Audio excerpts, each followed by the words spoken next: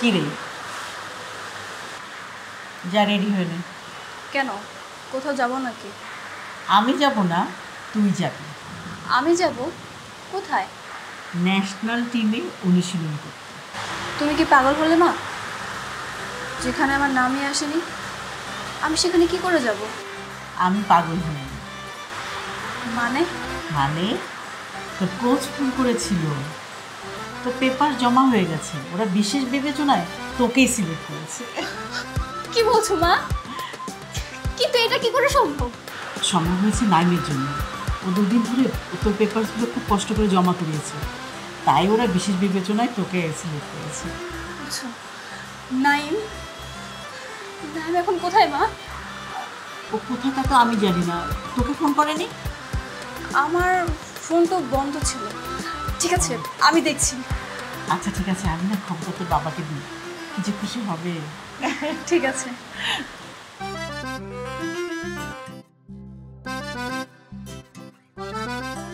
তো সব কিছু ঠিকঠাক? তোমাকে অনেক ধন্যবাদ। না, আমাকে ধন্যবাদ দেওয়ার কিছু নেই। সব কিছু তো আমার জন্যই নষ্ট হতে যাচ্ছিল, তো ঠিক করাটাও আমার দায়িত্ব। তা না হয় বুঝতে পেরেছি। আচ্ছা, তোমার পরিবারের কথা বাদ দাও। তুমি কি চেয়েছিলে আমি খেলাধুলা ছেড়ে দিই? দেখো আখি, পৃথিবীর প্রতিটা পুরুষই এক জায়গায় আটকায়। একদিকে তার বাবা মা, অন্যদিকে তার স্ত্রী। আমরা পৃথিবীর প্রতিটা পুরুষই চাই বাবা মা স্ত্রী এই উভয় পক্ষকেই ভালো রাখতে। তার জন্য হয়তো মাঝে মধ্যে মিথ্যার আশ্রয় নিতে হয়। আমিও ঠিক তেমনই, কিন্তু আমি বুঝতে পারিনি যে এই মিথ্যার আশ্রয় নিতে গিয়ে আমি একজনের স্বপ্নকে নষ্ট করতে যাচ্ছিলাম, একজনের অধিকারে হস্তক্ষেপ করতে যাচ্ছিলাম। আখি, আমি আমার ভুল বুঝতে পেরেছি, তুমি আমাকে ক্ষমা করে দাও। হয়েছে হয়েছে, আর ক্ষমা চেতে হবে না। তুমি এখন আমার সাথে যাবে আমাদের বাসায়, ঠিক আছে? তোমার বাসায় মানে? হ্যাঁ, বাবা সব কিছু মেনে নিয়েছে। এখন আমাদের প্রতি বাবার কোনো অভিমান নেই। আচ্ছা ঠিক আছে, চলো। চলো।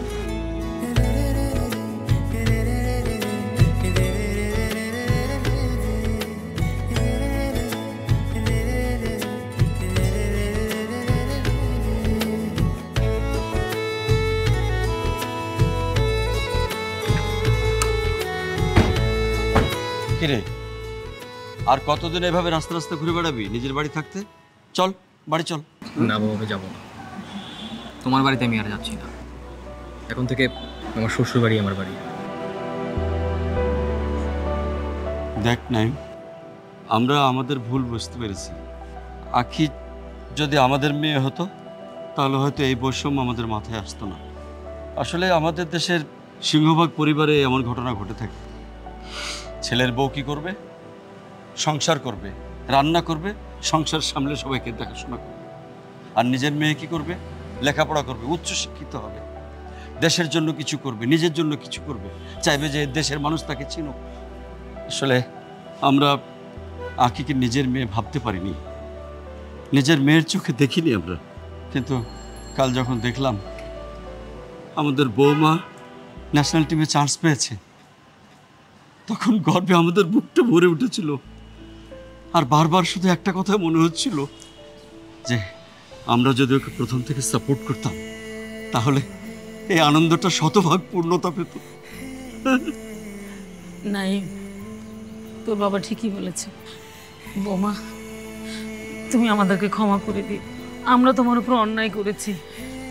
আজকে থেকে তুমি ছেলের বউ না, আমাদের মেয়ে। তুমি অনেক বড় হবে, অনেক সাফল্য আসবে এই দোয়া করি। আর আমরা চাই তুমি অলিম্পিকে স্বর্ণপদক লাভ করো, এটা আমাদের দোয়া এবং প্রত্যাশা। আপনারা তো আমার আরেক বাবা মা, মেয়ের কাছে ক্ষমা চাওয়ার তো কিছু নেই। আমার কাছে কেন শুধু শুধু আপনারা ক্ষমা চাচ্ছেন বলেন তো? কিরে, এরপরেও কি দাঁড়িয়ে থাকবি রাস্তায়? বোকা ছেলে, চল বাড়ি। বৌমাকে রোজ প্র্যাকটিসে নিয়ে যাবি আর নিয়ে আসবি। তুই যদি না করিস তাহলে কিন্তু এই নিয়ে যাওয়া নিয়ে আসাটা আমি করবো। আচ্ছা ঠিক আছে বাবা। বাবা আমি বলি কি, আমাদের বাসার সাথে একটা কাবাডির কোর্ট করলে কেমন হয়, যেখানে আমরা সবাই মিলে একই সাথে প্র্যাকটিস করবো? খুব ভালো হবে। খুব ভালো হয় তো। এখন থেকে বৌমার যা দরকার, যা বলবে তাই করবো। চল চল চল।